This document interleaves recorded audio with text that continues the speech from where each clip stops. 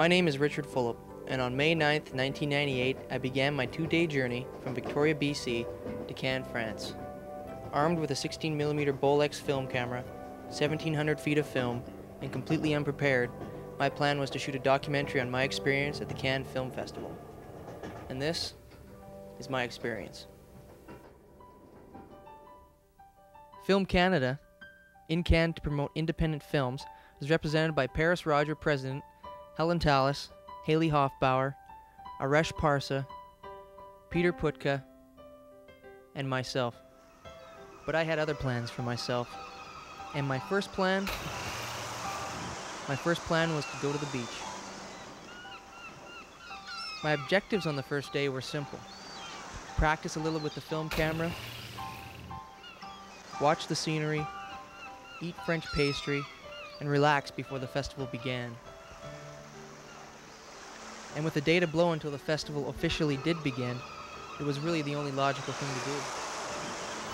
And as I weaved through the sunbathers, my camera and I barely got a glance from anyone on the beach. The people in Cannes already seemed numb to the rolling camera, and the festival hadn't even begun yet. The Cannes experience is just great. It's the best, from my point of view, it's been the best working environment I've ever experienced, because you just go out and you get absolutely mullered and you just drink non-stop, and then it just goes on, and every bar you walk past somebody calls you in, somebody recognizes you, and you cannot get to bed before 6:30 in the morning. You're surrounded by the most beautiful babes that you could possibly imagine. Beautiful ships, beautiful cars, there's total anarchy out there. Everyone's just milling around. You can be standing next to a tramp and then Steven Spielberg at the same time. Opening night. Opening night was my first learning experience at the festival, and I learned one valuable lesson. I learned that being stuck in a crowd of celebrity-gawking tourists was no place to film my documentary. But with no chance at opening night gala tickets or even movie premiere tickets, I was stuck with a starstruck crowd of thousands. With barely enough room to breathe, I watched as the celebrities strutted up the infamous red carpet, past the army of photographers, and looked down on the sea of faces. Primary Colors opened the festival, and John Travolta and Emma Thompson made an appearance up the red carpet. And thanks to the giant TV screen, I got pretty close to Mr. Travolta. And my boom boy and I, interpreter and friend, Aresh Parsa, decided right then and there that we had to do something to get us closer to the action. So while Aresh was stuck manning the Film Canada booth, I quietly snuck into the Blues Brothers 2000 press conference just as it was finishing. And Dan Aykroyd was there to talk about the new Blues Brothers film and to sign a few autographs. It's been a great pleasure being part of this celebration, and we've been very honored by the committee to have been selected. I encourage you to see the Blues Brothers 2000 movie if you haven't seen it. It is very entertaining. You can take your young ones and your grandma and not be afraid of any offensive material.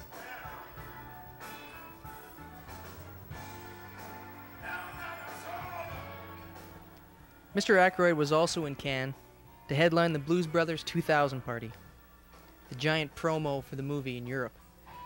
Helen pulled a great scam and got 3 tickets to the party, but 6 of us wanted to go. The simple solution to our problem was that I wasn't getting in. And with Sam Moore, B.B. King, the Blues Brothers band, and the Blues Brothers playing live on stage, I had to get inside. So I decided to go through the back. My first attempt was a big sign, but it broke and I fell 6 feet to the ground, with only my film camera to soften the fall. I shot a good 30 feet inside my backpack.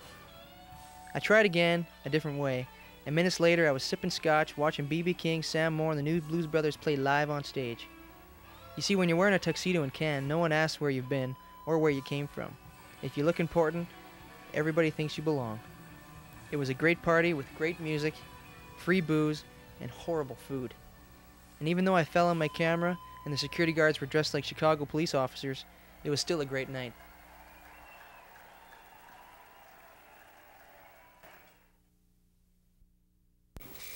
Okay, hi, I'm Haley Hofbauer, a very tired and frustrated producer that travels anywhere for anybody. My partner Helen and I just finished our first feature film, and We just finished post-production, so we thought we would bring it to the market here and try to sell it was our initial idea. I mean, it was great because the whole industry is here, and it gave us an opportunity to meet people we'd never otherwise meet being from Toronto and being geographically disabled by being in Canada. The greatest experiences had nothing to do with the film business, that's for sure. Film business, it's kind of a sleazy thing, and it's just a game, and you have to play these roles, and that's fine. I guess every industry is like that. So the greatest experience, I guess just meeting actually genuinely nice people and laughing huge amounts. And the absurdity has been hilarious to watch. And of course, going to the beach, you know, as you can see, I'm a little on the tan side. But I did actually work really hard. And we got here really early to sort of prep and tan for this, which I don't know. So the greatest, I mean, I couldn't single out one great experience. The sleazy part about this business, the difficult part about it, which, not that I was so naive or so disillusioned. Well, now I'm disillusioned, but I guess I was naive and I didn't know. I never would have thought that being a female would be a handicap, right? And so by coming here, you know, you meet a director, you meet, it's a very male-driven industry still. I mean, there's a lot of women, but, you know, there's a lot of people just out, it's a whole power thing. They're just out to get laid, basically, and have a trophy on their arm. Although I just don't understand why they'd want me, but that's a whole other issue.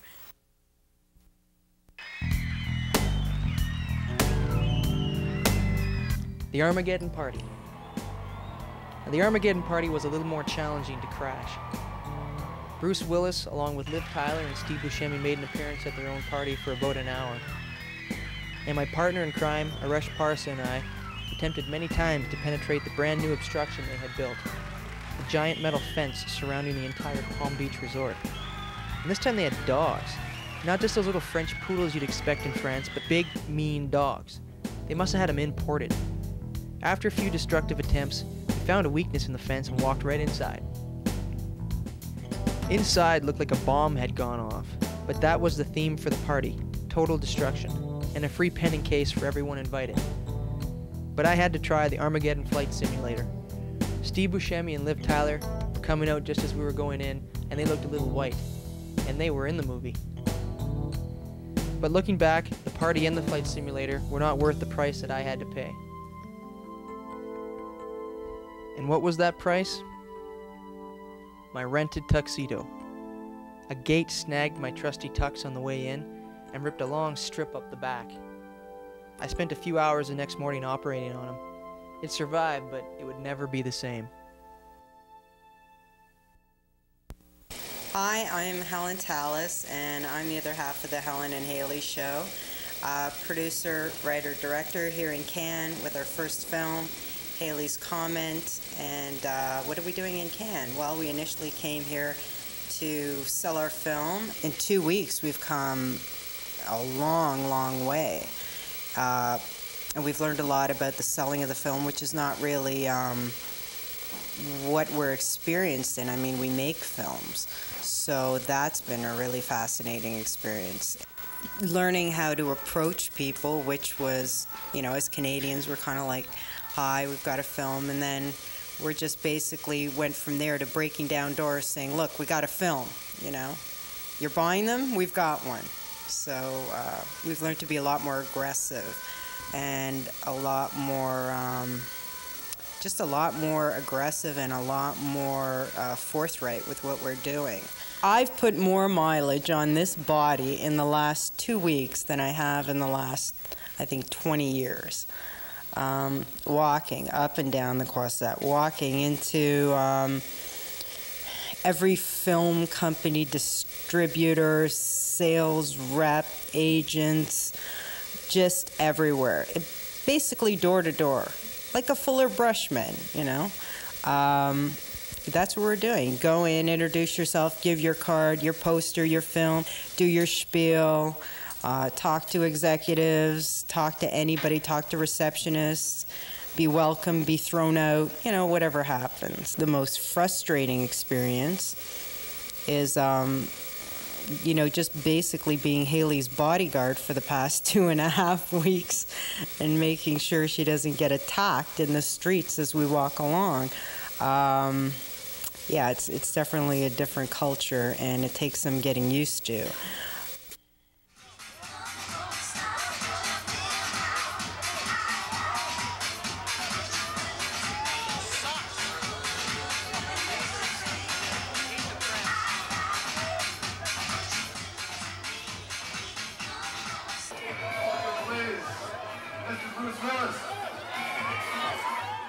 I sweet-talked 2 press passes for Aresh and I out of Planet Hollywood for the Bruce Willis Photo Frenzy, and it was a frenzy. The experience could only be described as total insanity. Like I said, I hate the press. And while I shot with the film camera, Aresh shot with the video camera. But the photographers were like flies, all trying to get on the same tiny piece of sidewalk poodle surprise. No respect, no mercy, and I learned very quickly why every celebrity hates the paparazzi. They are evil. And when Bruce got on stage and welcomed everyone in his best French, I had had just about enough for one night.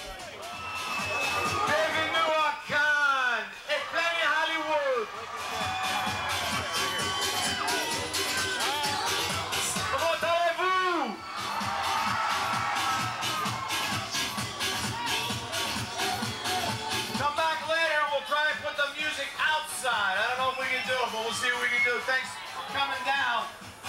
Merci beaucoup. See you later.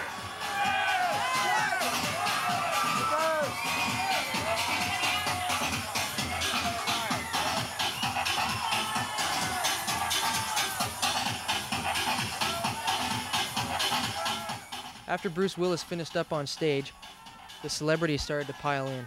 Planet Hollywood probably had the most dense population of celebrities I witnessed, and I have no idea why Greg Louganis was there. I guess he was buying a new dog. And although most of the celebrities there had no reason to even be in Cannes except to be seen, they were still there. I have to admit though, they have served up some really good food, so if you get a chance, I recommend the pasta. But by the end of the night, I was completely unimpressed by the whole scene, and just about ready to go home.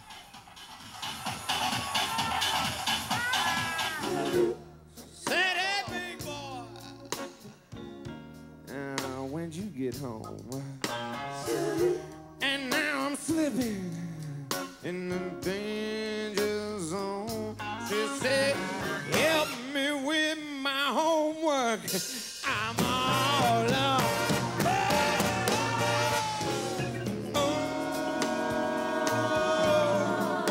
In Mexico. I don't know if I'm qualified to give advice to new film directors, but I guess having gone through the process, I can say a few things. The main thing is you just got to want it so badly. You've got to sleep it, dream it, eat it, live it, think it, be it all the time, just non-stop. Nobody wants to help you make a movie. They really don't. Everyone likes watching them, but they just don't want to help. It's a complete drag. Every step of the way it's pitfalls. You just have to write the script, and you have to rewrite it, and you have to give it out to people and get some criticism back and listen to it, and you have to address it. You can't live in cuckoo land and pretend that you've written the perfect script. And it took me six scripts to write this one before I wrote this one, and then about 10 drafts on this one, and it's still only, you know, really mediocre. It could be much better if I'd spent more time on it. Well, I used to be a city fund manager working in London, and had a great job, really enjoyed it, great pay. But I kind of, at 29, I had to decide exactly what I wanted to do and what I wanted to dedicate my life to, and I decided to just cut loose and do the film directing thing. So I just dumped in the job, handed in my notice, cut my bridges, started writing feature film scripts, and eventually I wrote one which kind of worked and was interesting. That was about my 6th one. It takes a long time to get these things right. And that was cash in hand. Once we'd finished the film, you kind of think that making a film is enough, but actually you then get into the selling bit, and that's kind of scary thing all on its own. And basically our lawyer, who's an entertainment attorney, said, you've got to take it to Cannes. So he sort of called up the Cannes Marché office and booked a couple of screenings, and had some posters designed, and just came down here and have been sort of sticking them under doors and trying to identify every buyer that we think would be interested and sending them out. And we've got some girls running around with t-shirts on and sticking them up everywhere, and I've been up early in the morning plastering them all over the Marché buildings.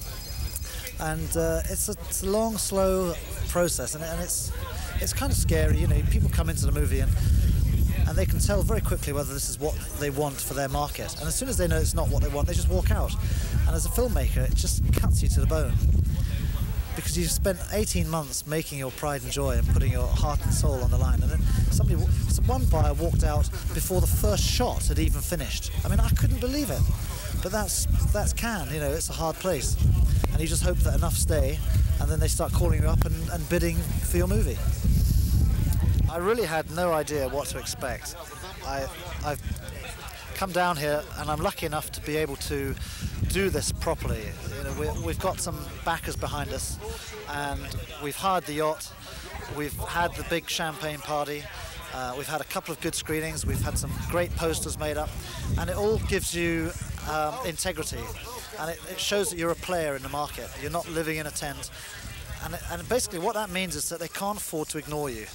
And you just hand over your cards, you carry a flyer with you, and they take you seriously, and it's wonderful. And I love it, and I want to come back every year, and I want to be the king of Cannes one day.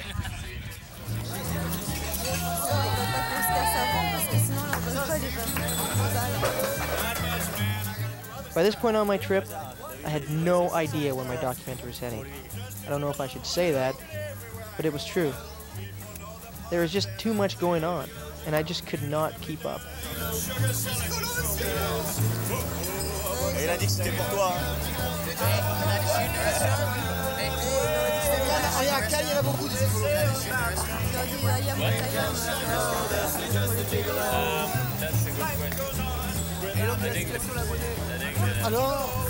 The owner is just behind you, the guy in a pink shirt. I don't know what I'm gonna ask.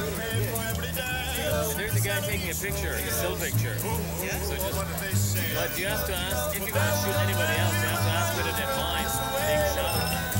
Because if you point it in any direction and some of the guys just goes, hey, I don't want to be shot, they might have a problem with that.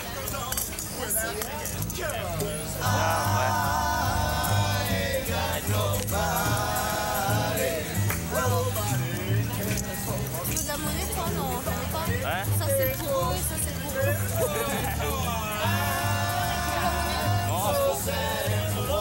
Je vais voir s'il donne, on attend là 2 minutes. Tu vas te balader ou pas?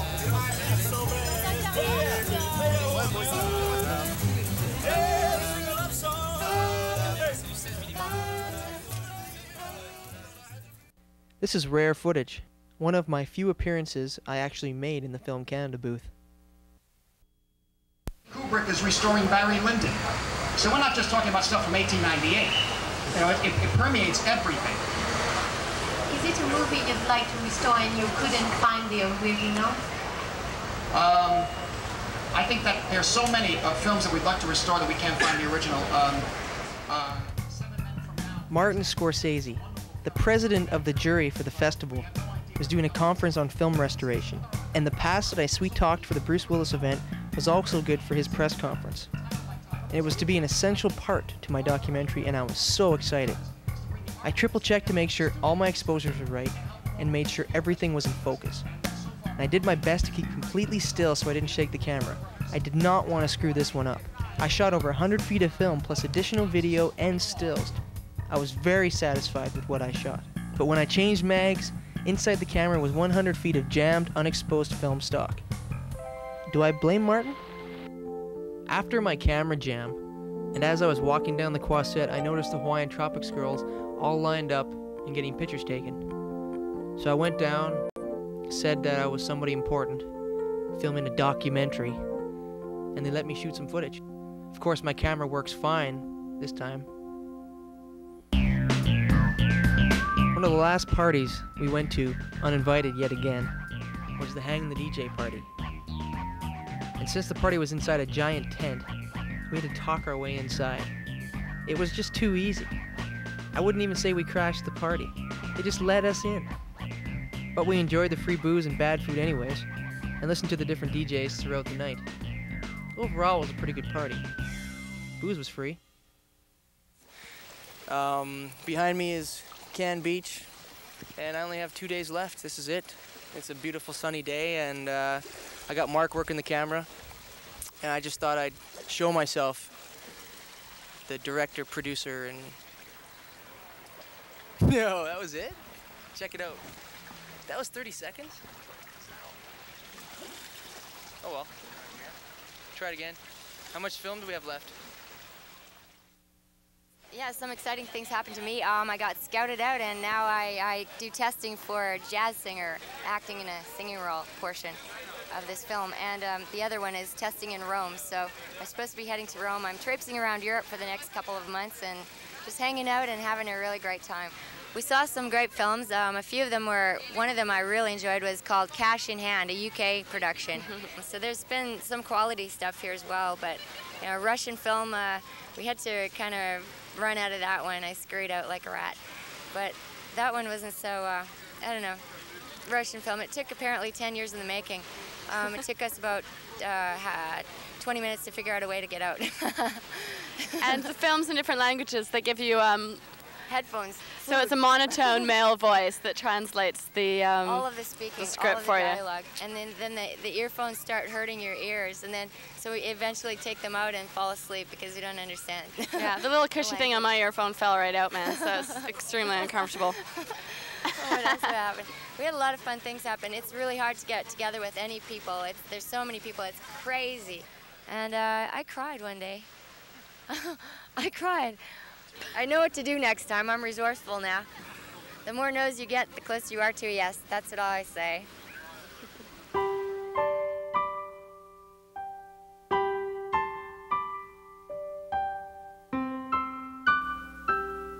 I didn't have a film at the festival. I've never even made a film longer than 5 minutes. I had nothing to sell, nothing to pitch. I wasn't even finished film school at this point, but there I was, walking up the red carpet. Oh, I prayed to God I didn't trip on one of those crimson steps. When I was stuck in the crowd below, though, I thought to myself, what's the deal? I don't care about walking up some red steps in front of thousands of people. But I have to admit, it felt pretty good. I could almost feel my ego growing inside me. I looked down to the sea of faces I was once looking up from, and I smiled. When we pulled up in the Mercedes, people peered in, camera ready to catch a glimpse at who might be inside. And we did our best to look important, but they still checked us at the entrance. The flash frenzy of photographers on all sides of me were blindingly snapping pictures as I strutted past. Oh, and I strutted. Of course, they took a closer look at me and wasted no more pictures, but I had Mira Sorvino behind me and Sigourney Weaver in front of me, so I'm sure I got in a few shots. But it seemed like the glamour of the festival was more important than the films themselves. People seemed to have forgotten why they were even there. Films, to celebrate films. I guess that's what the film festival's all about now. Excessiveness. How far can you go? Well, this is as far as I made it, this year. But I promised myself, the next time I walked up those red steps, I'd be going to watch my premiere. 1, 2, 3, 4.